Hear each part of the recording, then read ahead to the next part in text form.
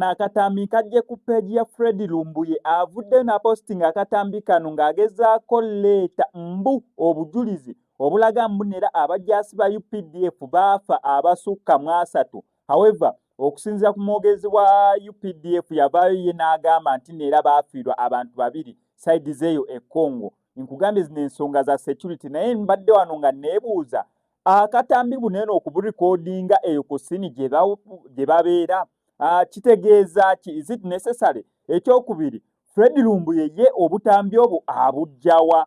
Okusinziira ku Fred Lumbuye yabadde ng'agezaako okugamba bannayuganda nti baalimba nti abajjaasi ba UPDF baafa 2 bokka kyokka ate ng'emirambo gyali mingi. On top of that, n'atuteerako akatambi okulaga obujulizi nti ddala kituufu abantu baafa. However, waliwo ebintu bya mirundi ebiri.